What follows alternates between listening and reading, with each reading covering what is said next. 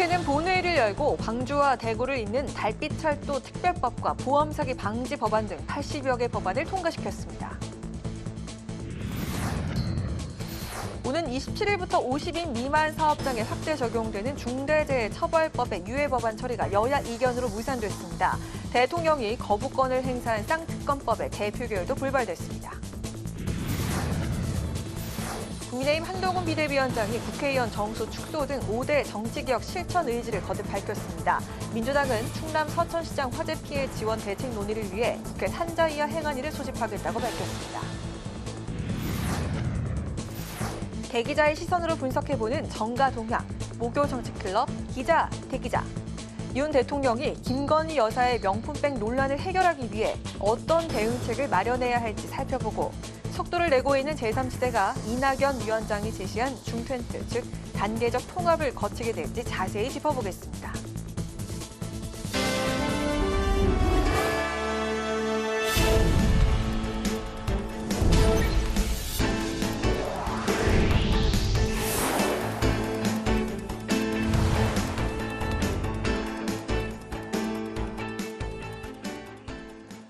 여러분 안녕하십니까? 1월 25일 목요일 국회 라이브 6 시작하겠습니다. 오늘 국회 본회의에서는 광주와 대구를 잇는 달빛 고속철도 건설을 위한 특별법 등 80여 개 법안이 통과됐습니다.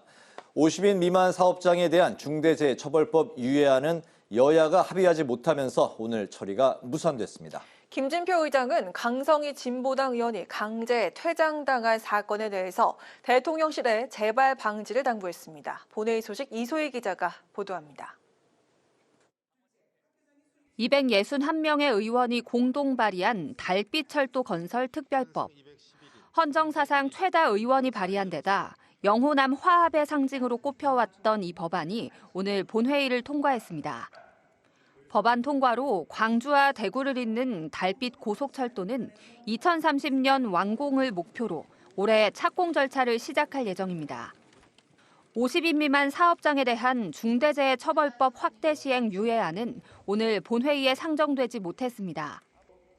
민주당이 유예안 합의의 전제 조건으로 산업안전보건청 설치를 주장해왔는데 여야가 이견을 좁히지 못했습니다.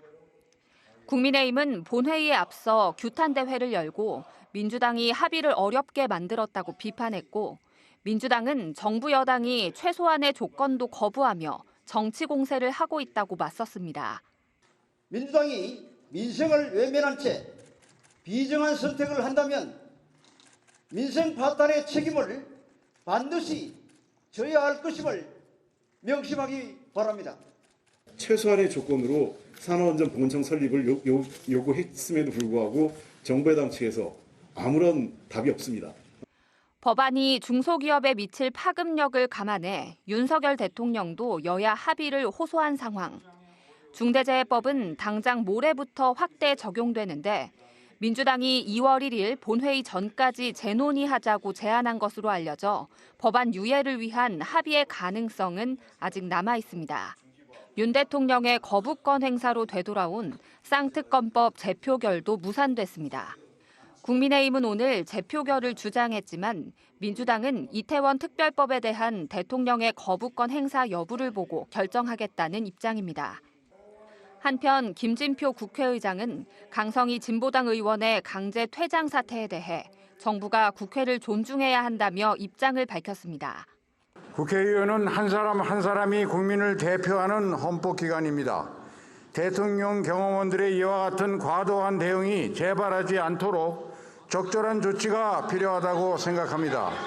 여당 의원들의 고성이 이어지자 김 의장은 국민 눈높이에 맞는 품격 있는 정치를 만들어가자고 호소하기도 했습니다. 국회 방송 이소희입니다.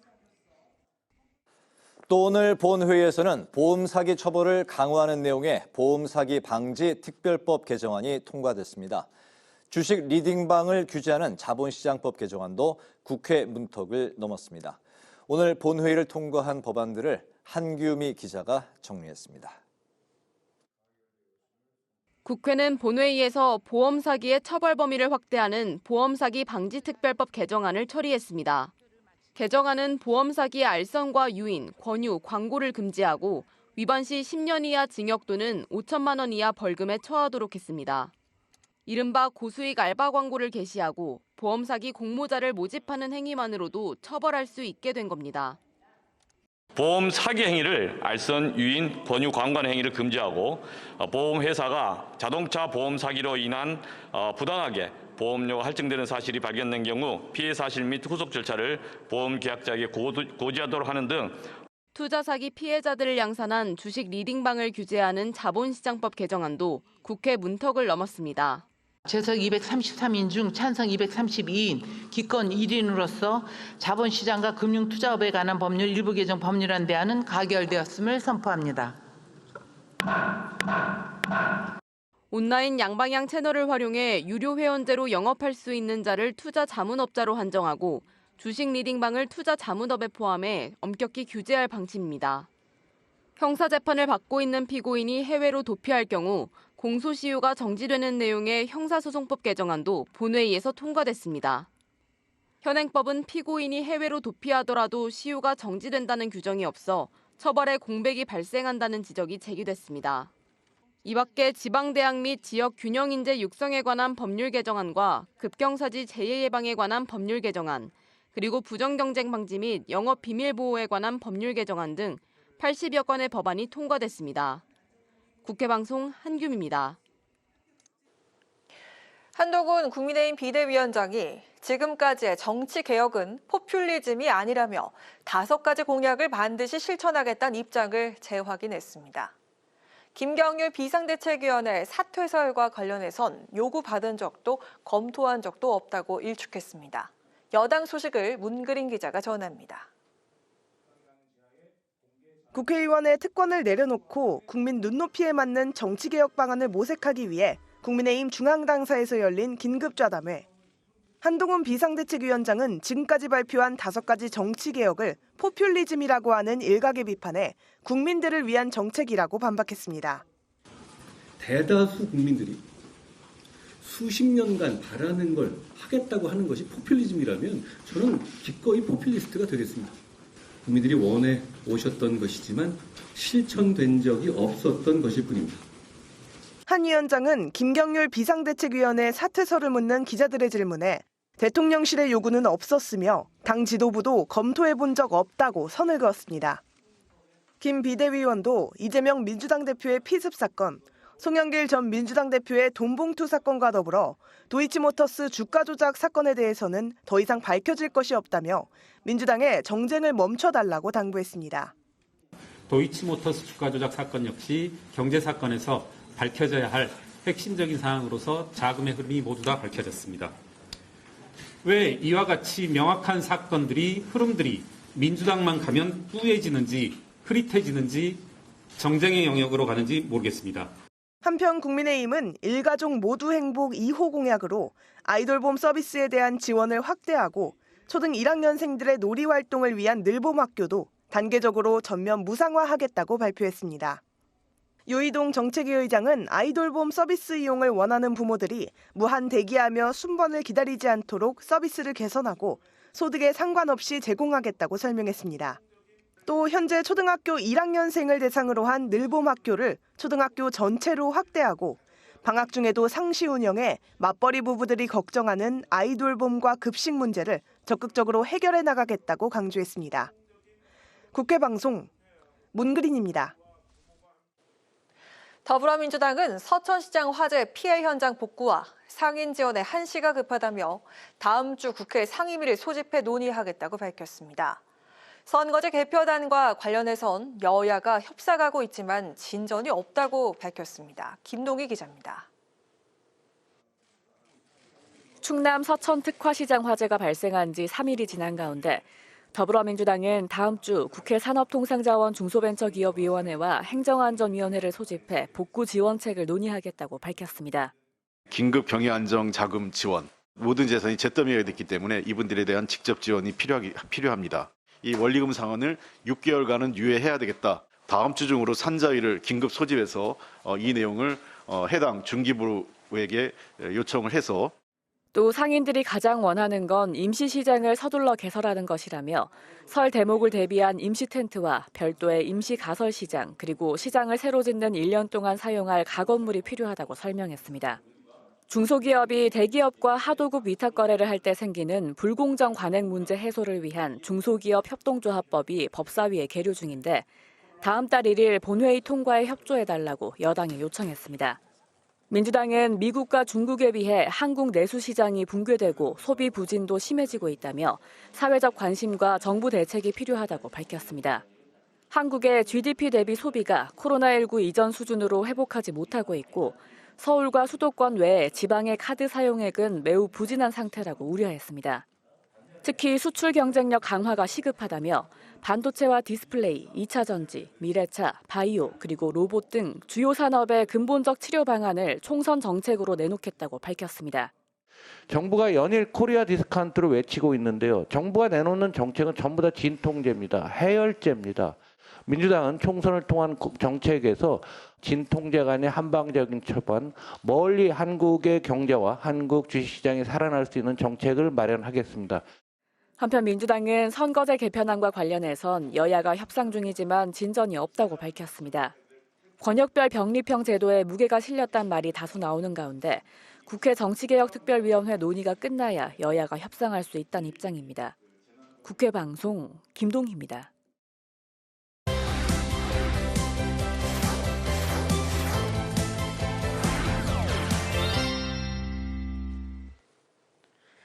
이슈픽에서 여야 정치권 이슈를 좀 더 자세하게 짚어보겠습니다. 오늘은 김지수 아나운서 나와 있습니다. 안녕하세요. 네, 안녕하세요. 네, 총선이 이제 76일 앞으로 다가왔습니다. 선거제 개편과 관련해서 민주당은 아직 그 당론을 정하지 못하고 있는데 오늘 비공개 의총을 열었다고 하는데 특별한 내용은 없었다고요? 그렇습니다. 민주당이 비공개 의원총회를 열고 총선에 적용할 선거제 개편안을 논의했습니다만 오늘도 결론이 나오지는 않았습니다. 최종 입장을 정리하는 데 어려움을 겪고 있는데요. 최혜영 민주당 원내대변인 오늘 의총 후 기자들에게 여당이 선거법 협상 과정에서 연동형 비례대표제나 위성정당 방지법을 전혀 받아주지 않고 있다고 밝혔고요. 오늘 의총에서 선거제 개편 방향에 대한 의원들의 자유 발언은 없었다고 설명을 했습니다. 현재 당내에서는 지난 총선에 새로 도입한 현행 준연동형 비례제를 유지하는 쪽과 병립형으로 돌아가자는 쪽으로 의견이 엇갈린 상태인데요. 준연동형을 유지하자는 측은 지난 대선에서 위성정당을 방지하는 연동형과 권역별 비례대표제를 약속했기 때문에 이를 지켜야 한다, 이런 주장이고요. 현행 제도에서 국민의힘이 위성정당을 만들면 원내 일당의 자리를 내줄 수 있기 때문에 병립형으로 돌아가자는 주장이 맞서고 있는 겁니다. 한편 최근 민주당에서는 이명배 공천관리위원장이 소수정당 배분 권역별 병립형 비례대표제를 제안하기도 했는데요. 핵심 내용을 보면 3% 이상의 득표율을 얻은 정당들에 대해서 비례의석 47석 가운데 30%, 이 30%에 해당하는 15석 정도를 보장을 하겠다. 즉 소수 정당들에게 15석을 우선 배분하겠다. 이런 내용인데요. 일단 민주당은 설 연휴 전까지 의원들의 의견을 수렴을 해서 정한다는 방침입니다. 네. 자, 이런 가운데 진보 4당 연석회의가 오늘 기자회견을 열었는데 병립형으로 회귀하겠다는 민주당 내 움직임에 대해서 강하게 비판을 했죠. 네, 민주당이 권역별 병립형 비례제로 다시 방향을 틀고 있다, 이런 관측이 나오면서 소수 정당들이 반발을 한 것인데요. 정의당과 진보당, 녹색당, 노동당 등 진보 4당 연석회의가 오늘 오전 국회에서 기자회견을 열고 병립형 회귀는 촛불에 대한 배신이라고 비판을 했습니다. 정의당 김준우 비대위원장 총선 직전에 5석, 10석을 더 얻겠다고 병립형으로 회귀하겠다는 정치 노름을 하는 것은 부끄러운 줄 알아야 한다고 주장을 했고요. 녹색당의 김찬희 대표도 민주당과 국민의힘은 적대적 공생관계가 아닌 그냥 공생이라며 선거제 개혁에 관해 민주당은 국민의 뜻을 버리고 국민의힘만 따르고 있다고 비판을 했는데요. 그러면서 지난해 국회 정치개혁특별위원회가 주관한 500인 국민 공론조사를 거론하면서 비례제 의원 수를 늘리고 전국 단위 비례제로 하며 준연동형제를 유지, 확대하라는 이 세 가지가 절대 다수의 지지를 얻었다고 밝혔습니다.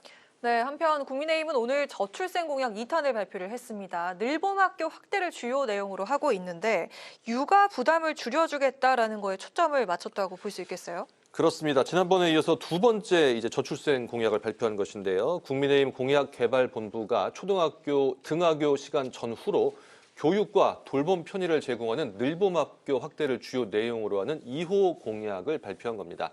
늘봄학교를 올해 2학기부터 전국 모든 초등학교에서 전면 시행하고 이를 단계적으로 무상화하겠다고 공약을 했습니다. 먼저 내년까지 초등학교 1학년생에 대해서 무상으로 늘봄학교를 이용할 수 있도록 하고 이를 오는 2027년까지 모든 학년으로 확대하겠다는 내용이고요. 또 늘봄학교 프로그램의 질을 높이기 위해서 1인 1악기 교육과 영어 교육 등 부모가 원하는 프로그램을 개발해서 보급을 하겠다고 밝혔습니다. 여기에 늘봄학교를 방학 중에도 상시 운영해서 이 방학 중에도 초등학생을 돌보고 점심 제공 문제를 해결하겠다고 밝혔고요. 새 학기를 시작하는 학생들을 지원하기 위해서 초등학생부터 고등학생까지 매 학기 초에 50만 원, 2학기까지 있으니까 연 100만 원의 바우처를 지급하겠다는 공약도 발표를 했습니다. 네. 앞서 국민의힘은 지난 18일에 저출생 문제 극복을 위한 총선 1호 공약을 발표를 했는데 인구부를 신설하고 육아휴직을 신청할 시에 자동 개시가 되며 육아휴직 급여를 확대하는 이런 내용들이 담겨 있었습니다. 네. 자, 한편 오늘 본회의를 앞두고 여야가 중대재해처벌법 유예 법안을 처리하는 것을 논의했지만 합의에 이르지 못했습니다. 쟁점 사항을 좀 먼저 간략하게 정리를 해주시죠. 네, 정부는 그동안에 이 중대재해처벌법의 추가 유예가 필요하다 이런 입장을 보였었는데요. 이정식 노동부 장관 등 3개 부처 장관들이 어제 긴급 브리핑을 열고 50인 미만 사업장에 대한 중대재해처벌법 적용을 2년 더 미뤄달라고 요구를 했습니다. 사업장도 정부도 준비가 안 돼 있어서 법이 적용되면 혼란이 불가피하다. 특히 5인 이상이 근무하는 빵집과 카페까지 적용 대상이 된다며 이 소상공인 부담이 커진다고 강조를 했는데요. 반면 민주노총 등 노동계는 유예 연장 요구를 중단해라 이런 입장이었습니다. 민주노총은 윤석열 대통령이 중대재해처벌법이 시행되면 중소기업이 존속하기 어려워질 것이라고 했다며 중소기업의 경영과 노동자의 안전이 마치 상호 배치되는 가치인 것처럼 주장을 하면서 중대재해법 시행이 중소기업의 폐업을 가져올 것이라는 근거 없는 공포를 조장하고 있다. 이렇게 비판을 했습니다. 네, 이처럼 합의가 불발된 가운데 여야는 서로 니탄내타 공방을 벌였다고요? 네, 여당은 법 적용을 늦추는 개정안을 통과시킬 것을 그동안 민주당에 촉구를 해왔었는데요. 산업안전보건청 설치를 포함한 재해 방지책이 마련되지 않으면 유예 여부를 검토할 수 없다고 민주당이 반대를 하면서 협의에 어려움을 겪었고요. 결국 합의가 불발이 되면서 서로에게 책임을 돌렸습니다. 국민의힘 윤재혁 원내대표, 민주당이 끝까지 산업안전청 설립을 고집하는 것은 애초에 유예안을 받아들일 생각이 없었기 때문이라고밖에 생각되지 않는다고 주장을 했고요. 민주당 홍익표 원내대표는 지난 2년간 제대로 준비 안 된 것에 대한 정부 측의 사과도 없었고 유예될 2년간 구체적으로 어떤 대책과 예산 투입을 할 것인지 요구했지만 가져온 것이 없다고 반박을 했습니다. 이처럼 여야가 쟁점 사안을 가지고 대립하면서 오늘 본회의 통과 불발됐고요. 중대재해처벌법은 오는 27일부터 50인 미만 사업장에도 적용될 예정입니다. 네, 오늘 이슈픽은 여기까지 듣겠습니다. 김지수 아나운서 고맙습니다. 네, 고맙습니다.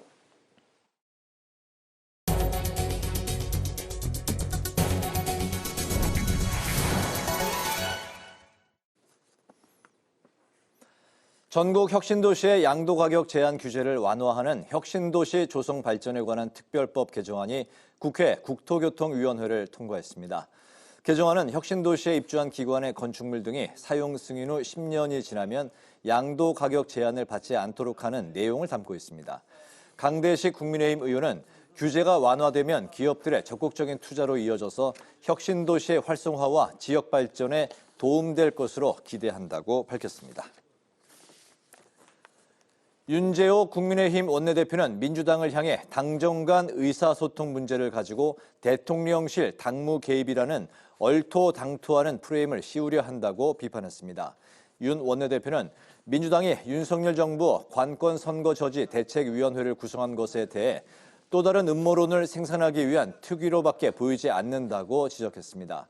지난 주말 대통령실이 한동훈 비상대책위원장 사퇴를 요구한 것에 대해 민주당은 대통령의 당무 선거 개입으로 규정하고 이에 대응하기 위한 대책위원회를 구성한 바 있습니다.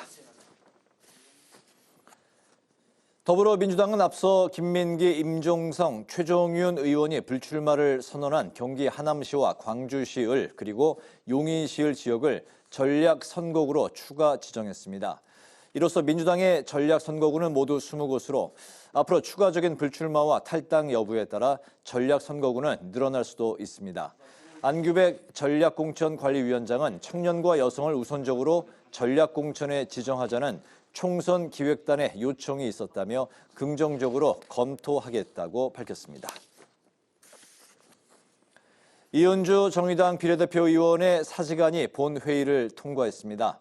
정의당은 오늘 류호정 의원의 탈당계도 수리했는데 국회 절차를 거치고 나면 의원직 상실이 확정됩니다. 두 의원의 빈자리는 양경규 전 민주노총 부위원장과 이자스민 전 의원이 승계할 예정입니다.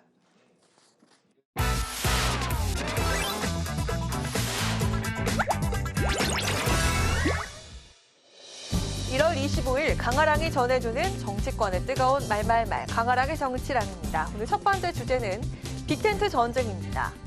제3지대 통합의 첫 물꼬를 튼 이준석 대표의 개혁신당과 양양자 대표의 한국의 희망. 서로의 비전과 가치에 동의한다며 개혁신당을 당명으로 하고 한국의 희망을 슬로건으로 내걸었습니다. 또 다른 제3지대인 이낙연 신당 측은 이들의 합당을 어떻게 보고 있을까요? 너무 경사에 재뿌리는 얘기는 할 수 없지만 전체 통합을 위해서 크게 도움되는 일인가 잘 모르겠고요. 일단은 긍정적으로 본다면 기업도 중통합이다, 중텐트다. 여기도 중텐트해서 나중에 중텐트끼리 합하면 그것도 하나의 방법이겠다 이런 생각을 하고 있죠. 이낙연 전 대표 역시 중텐트를 통한 빅텐트에 찬성을 한다면서 대통합에 대한 의지를 또 한 번 드러냈습니다. 이낙연 전 대표의 새로운 미래와 민주 탈당파 3인의 미래대연합도 합당 수순을 밟고 있습니다. 김종민 미래대연합 공동창당준비위원장은 이준석 대표의 개혁신당과의 통합을 목표로 새로운 미래와 공동창당을 논의하고 있다고 밝혔습니다. 그게 아직 최종 결론이 난 건 아니고요. 두 세력이 같이 하려면 공동창당 방식이 맞을 거고 이른바 빅텐트 방식의 3지대가 전체적으로 연합하는 그런 방식이 이제 합당의 방식이 되겠죠. 방향은 제3지대 세력들이 하나로 모여서 국민들한테 딱 간명한 선택지를 드리는 게 그게 제일 맞는 방향이라고 보죠. 하지만 이준석 개혁신당 대표는 다른 제3지대 정당과의 연대와 관련해서 이미 골든타임이 지났다면서 뜨뜻미지근한 반응을 내놨습니다. 국공합작이 되려면 국공합작의 선결 조건은 일본이 쳐들어온 정도가 돼야 되는 거거든요. 그런데 지금 그 정도의 위기의식을 과연 제3지대에 있는 사람들이 끼고 있느냐가 첫 번째고 빅텐트 얘기만 나오고 너무 동어반복 같다 이런 느낌이 들거든요. 대화는 계속 하는데요. 그런 어떤 공통의 가치를 형성하는 데까지는 아직 완벽하게 이르지 못했다. 민주당 탈당파인 미래개혁과의 통합보단 보수 정체성이 분명한 유승민 전 의원 영입에 더 강한 의지를 보이기도 했는데요. 민주당 탈당파의 통합은 실무 협상에서 이견이 계속되고 있고 민주당과 국민의힘 탈당파의 이른바 좌우 합작에선 공통점이 뭐냐는 지적이 나오는 가운데 이념을 넘어선 대통합, 이른바 빅텐트 구성의 가능성 여부에 대한 회의적인 시선이 이어지고 있습니다. 두 번째 주제는 이현주 복당 고민입니다. 이재명 민주당 대표가 국민의힘 탈당을 선언한 이현주 전 의원에게 민주당 복당을 권유한 것으로 알려졌습니다. 이에 이 전 의원은 진지하게 고민 중이라고 밝혔는데요. 현재 윤석열 정부에 대한 매서운 지적도 하면서 잘못됐다는 부분을 날카롭게 지적을 합니다. 그런 부분들이 다수 국민들로부터 호응을 받고 있는 건 맞습니다. 모두 같이 힘을 합치는 게 중요하다. 그런 측면에서 입당을 권유한 걸로 알고 있고. 만약에 이제 복당을 하신다면은 여러 가지 좋은 점이 있겠죠. 이현주 의원님 같은 경우에는 국회 경험도 있으시고 여러 가지 전문적인 능력도 좋은 평가를 받고 계신 분이니까요. 네, 이현주 전 의원은 이른바 문재인 패권을 지적하다 2017년 민주당을 탈당해서 국민의당에 입당을 했고요. 바른정당과의 합당에도 참여한 바가 있습니다. 2019년엔 다시 탈당해서 이듬해 미래통합당에 입당했지만 윤 대통령을 향한 비판을 이어오다 올해 초 국민의힘을 탈당한 상태입니다. 이 같은 행보 때문일까요? 당내에 곱지 않은 시선도 이어지고 있습니다. 윤석열만 반대하면 모두가 우리 편인 거죠. 결국 국회의원이 되고 싶어서 저는 돌아오는 거다라고 생각을 합니다. 이현주 같은 분이 우리 당으로 돌아오는 이런 상황을 저희 당의 지지자들이 얼마나 이해할 수 있을지. 복당을 하시게 되면 그때 그 상처를 준 저희 당의 당원이나 시민들에 대해서 사과 한 말씀은 좀 해주셨으면 좋겠다라고 생각을 하고. 이 전 의원이 지난 2017년 민주당을 탈당한 중요한 이유가 친문 패권 정치와 586 운동권 정치의 패이기도 했는데요. 이 전 의원이 바라보는 지금의 민주당은 그때와 과연 얼만큼 달라졌을까요? 복당 여부를 고심 중이라는 이 전 의원의 결정에 이목이 쏠리는 이유기도 합니다. 지금까지 강하랑의 정치랑이었습니다.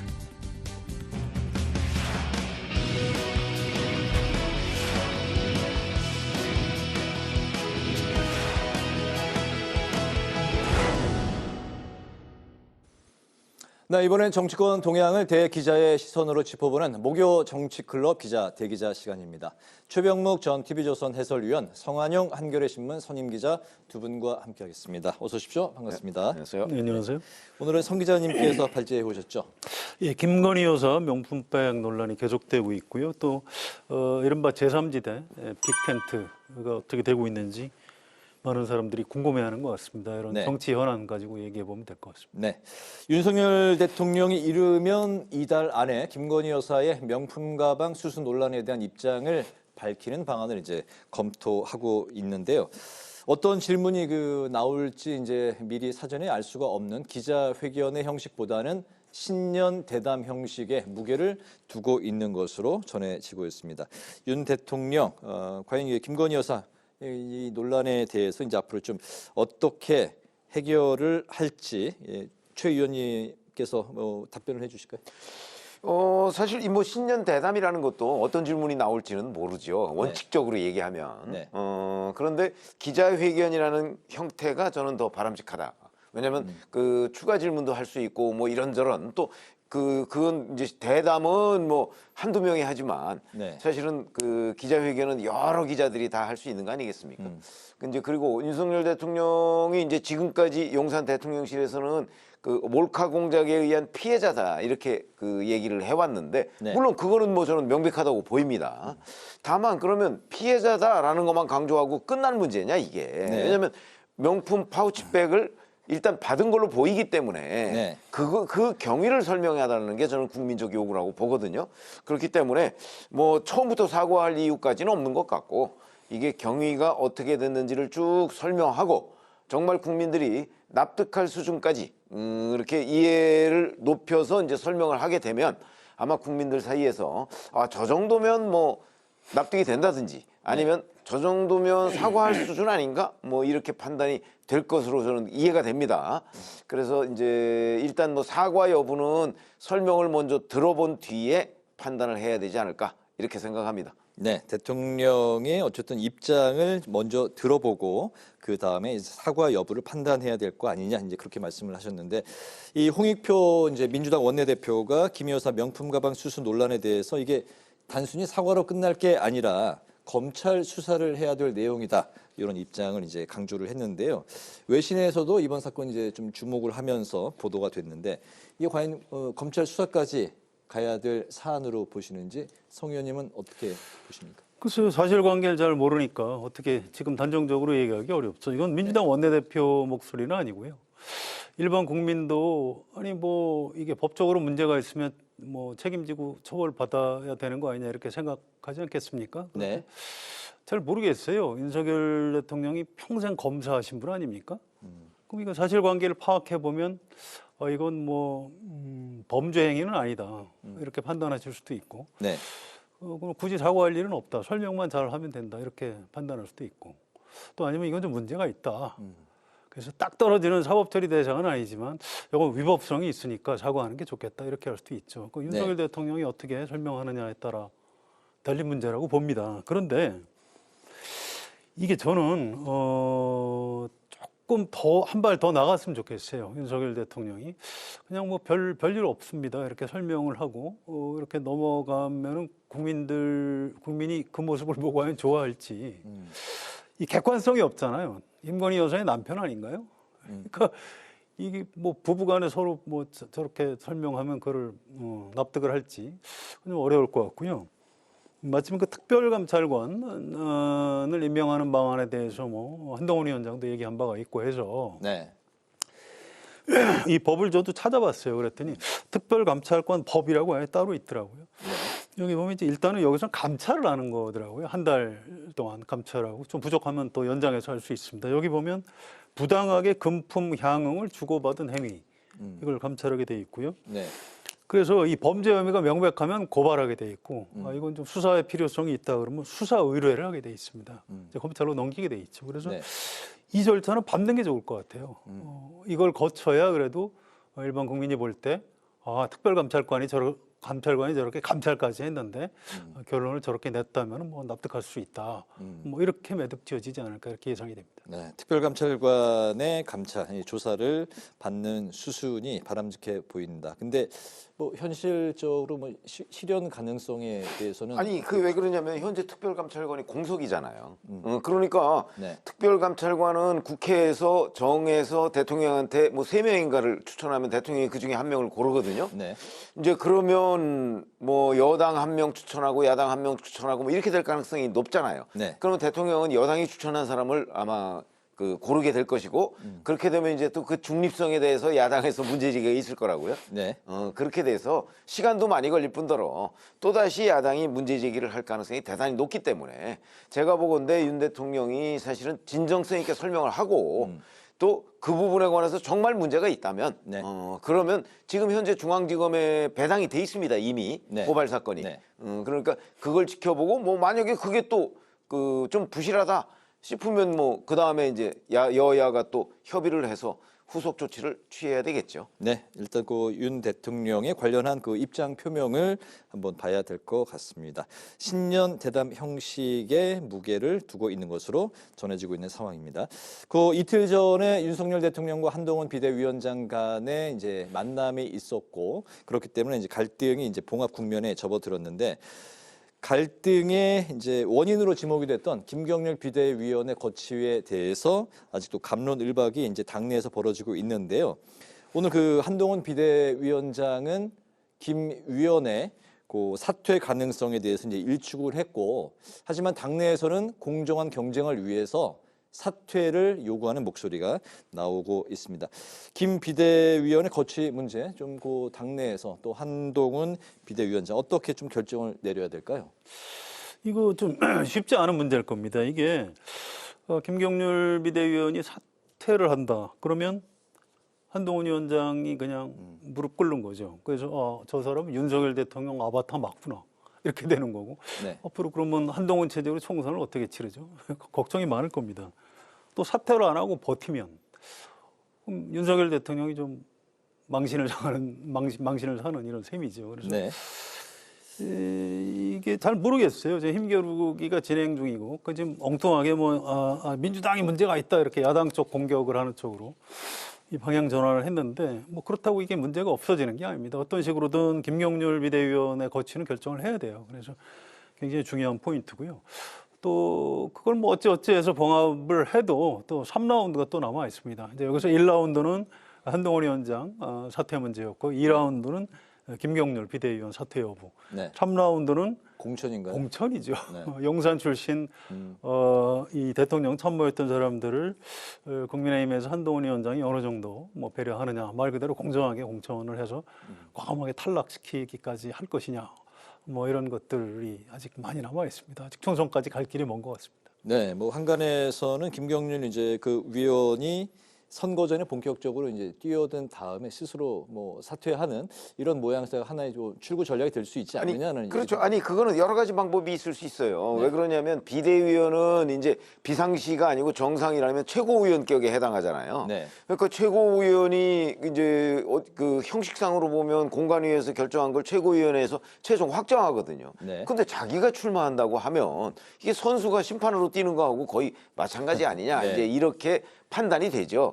그런데 지금 예를 들어서 윤석열 대통령이 자 김건희 여사 명품 파우치백 논란과 관련해서 김경률 비대위원을 사퇴했으면 좋겠다라고 하면 네. 이게 이제 지금 사퇴하면 명품백 때문에 사퇴하는 게 되는 거고 만약에 시간을 가지고 좀 나중에 사퇴하면 그거는 뭐 일종의 중립성 문제 출마자의 중립성 문제 때문에 사퇴하는 게 되잖아요. 네. 그렇기 때문에 어디에 절충점을 찾느냐 뭐 이런 것들은 이제 결국 선택의 문제인데 저는 가장 중요한 거는 윤석열 대통령을 비롯한 용산 대통령실의 요구가 중요하다고 봅니다. 네. 요구가 정말 김경률 비대위원의 즉각 사퇴를 요구하는 것인지 아니면 적당한 시점의 사퇴를 요구하는 것인지 아니면 무관하다고 생각을 하는 건지.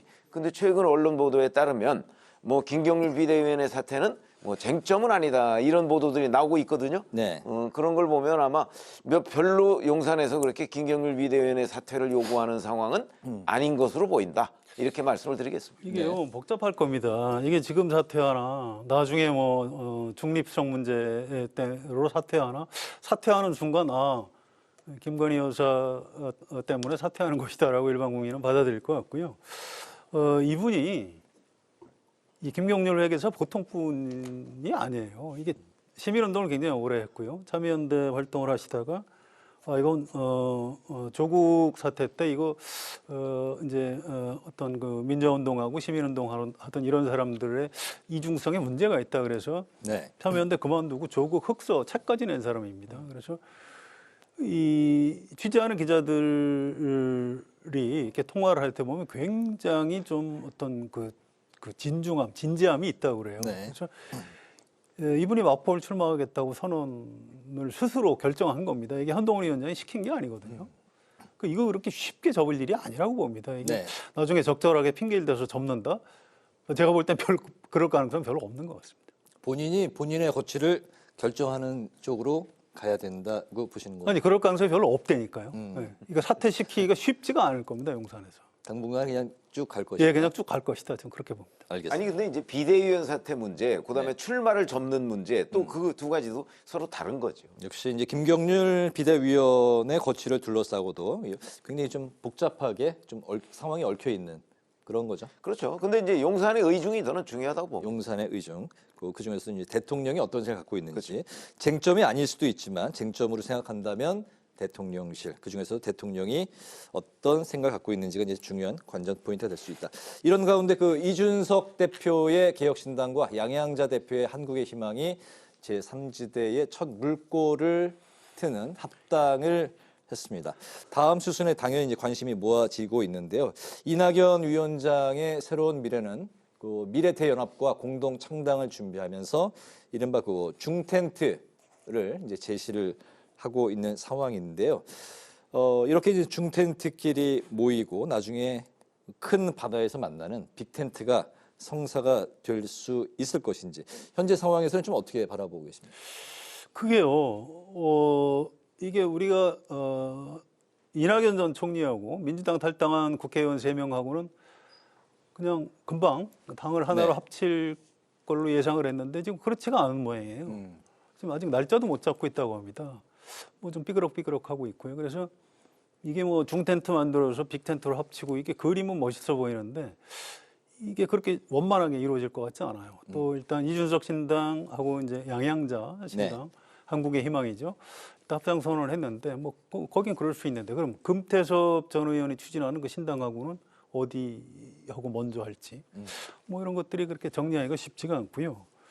이게 이준석 개혁신당 대표의 태도가 네.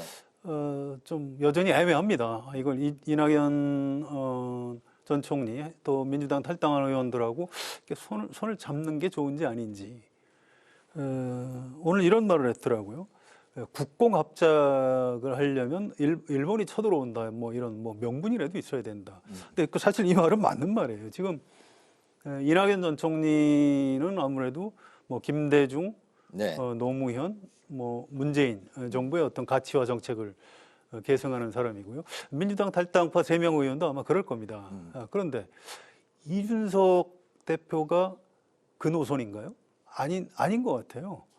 이 경제복지 분야도 다르고요. 특히 외교안보 쪽은 아마 차이가 많이 날 겁니다. 네. 그래서 그런 거 하나도 안 맞춰보고 우리 무조건 제3지대에서 만나서 새 당을 만들어야 된다. 이게 얼마나 명분이나 이런 게 있는 건지 그걸 먼저 채워야 된다라는 이준석 대표의 말에 좀 일리가 있습니다. 그래서 네. 뭐 되긴 될 수가 있지만 그렇게 쉽게 될 것 같지는 않다. 좀 더 지켜봐야 알 수 있을 것 같다. 이렇게 말씀드리겠습니다. 네, 이념과 정책의 차이가 이제 좀 많이 있는 이준석 대표, 이낙연 대표, 소위 말하는 그 낙준연대가 합당이 되기 위해서는 어떤 명분이 분명하게 좀 있어야 된다. 최소한의 명분하고 가치가 있어야죠. 알겠습니다. 현재 제3지대가 이제 가장 민감하게 또 생각하는 부분이 이제 공천권을 어떻게 할 것인가. 공천권 배분이 또 이제 가장 현안이 아니겠습니까? 그 이준석 대표는 이제 이낙연 위원장이 불출마를 이제 선언한 이후에 계속해서 지속적으로 험지 혹은 이제 여러 가지 형태의 이제 좀 출마를 요구하고 있는 상황입니다.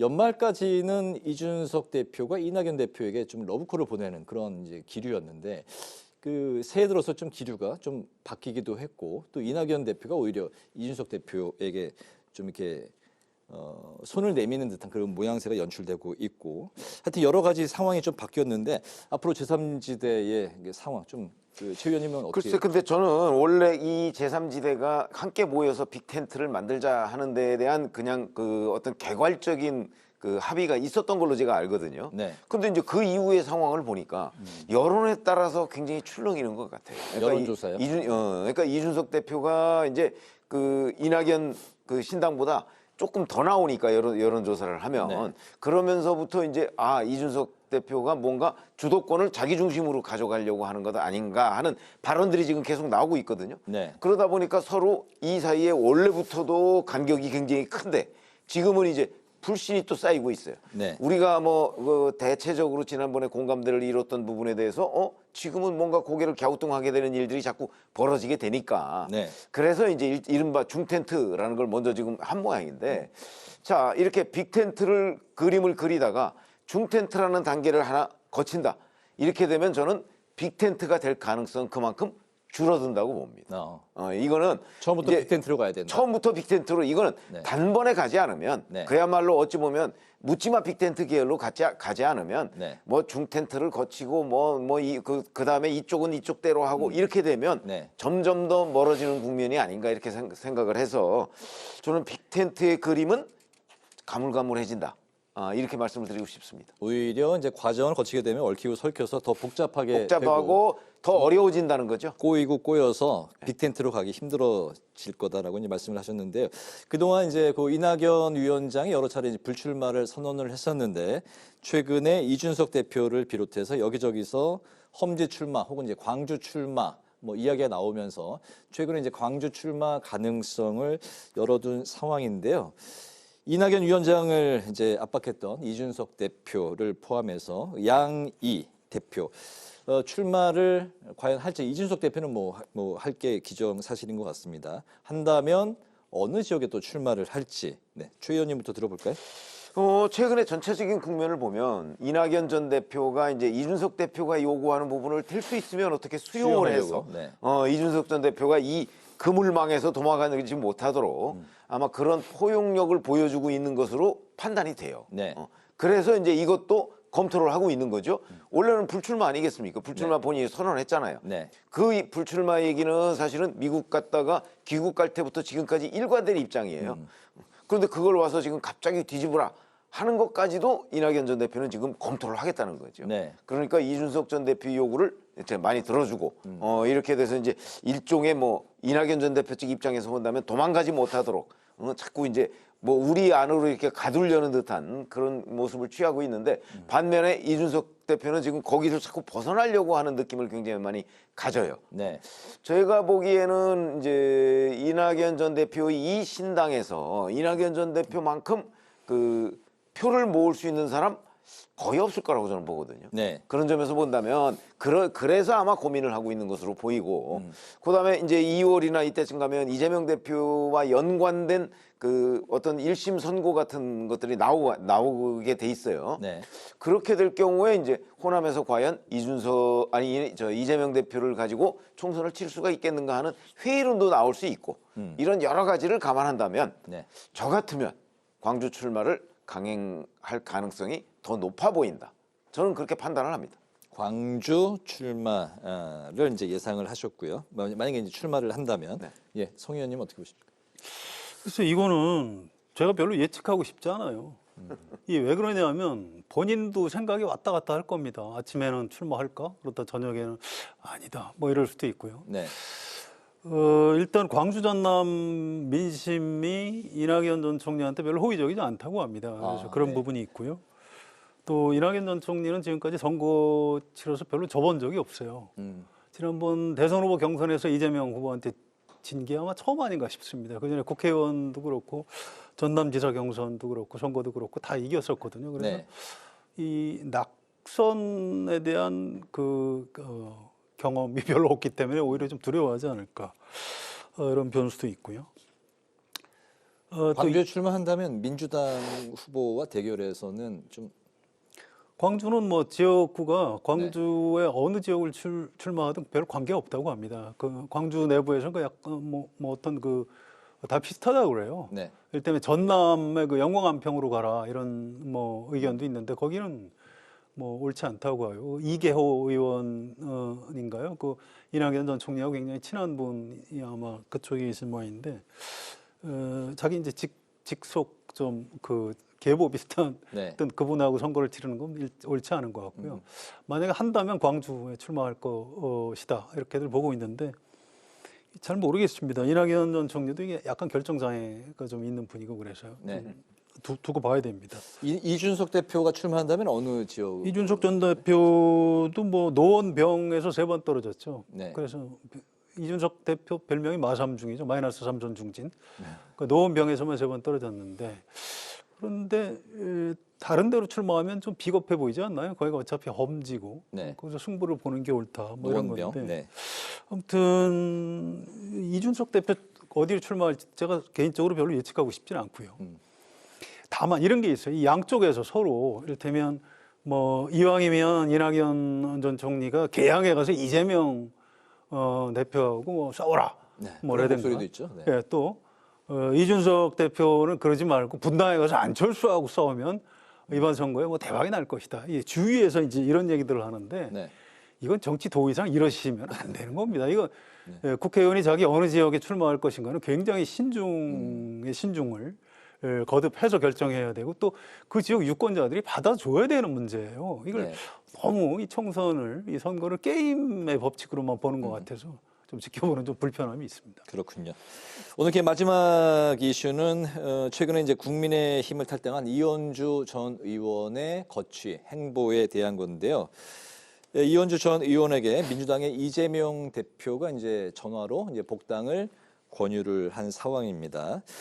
외연 확장에 이제 뭐 그런 의미가 있다. 뭐 하지만 이 전 의원이 과거 민주당을 탈당한 경력이 있었고 또 문재인 정부를 강하게 이제 비판을 해온 만큼 일단 들어온 상황이 되더라도 내부에서는 지금 일단 사과를 해야 된다 그런 목소리도 많이 나오고 있고 당의 정체성에 맞느냐 이런 지적도 나오고 있습니다. 이현주 전 의원의 복당이 이제 민주당으로 하게 된다면 어쨌든 6번째 이제 그 당을 선택하게 되는 상황인데요.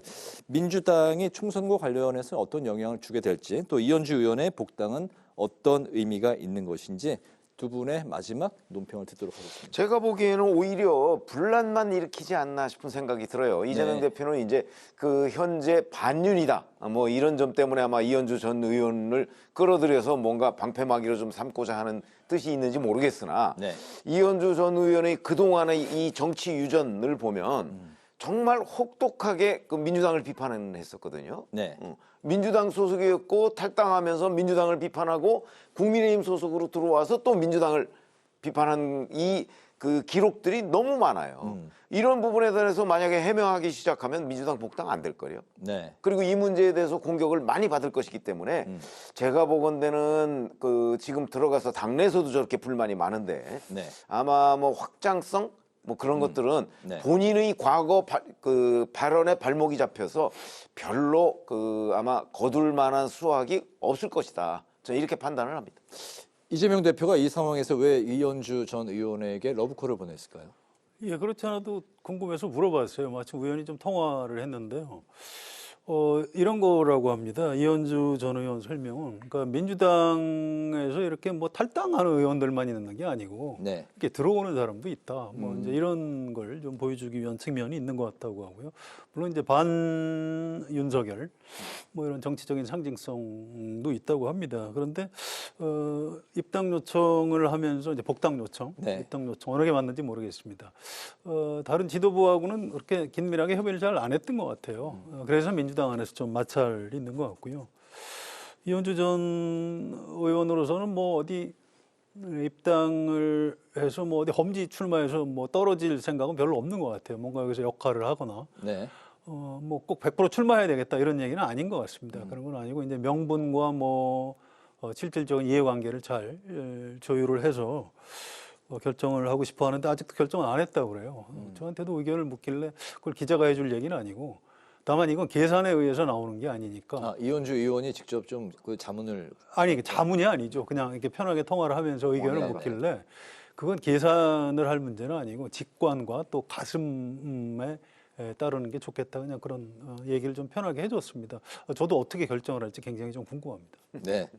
본인도 어제 그 방송 한 인터뷰에서 꼭 출마를 뭐 전제로 한 그런 건 아니죠. 그런 건 아니다라고 예. 밝히더군요. 알겠습니다. 향후 또 이현주 전 의원의 행보도 살펴보기로 하고요.